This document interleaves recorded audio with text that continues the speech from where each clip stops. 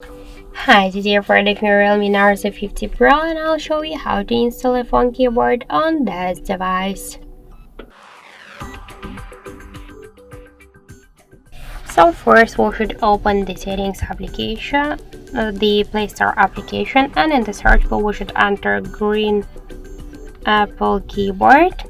So now we should get this application, that's why tap to install and wait a couple of seconds while this application will download it and then install it on your device. Then tap to open the app, click Enable in Settings, near Green Apple Keyboard, click once on the switcher, tap to activate and go back. Then tap to switch input methods and switch your keyboard to the Green Apple keyboard.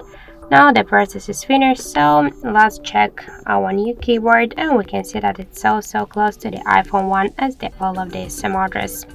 So that's it, thank you for watching, and if you find this video helpful, don't forget to leave a like, comment and to subscribe our channel.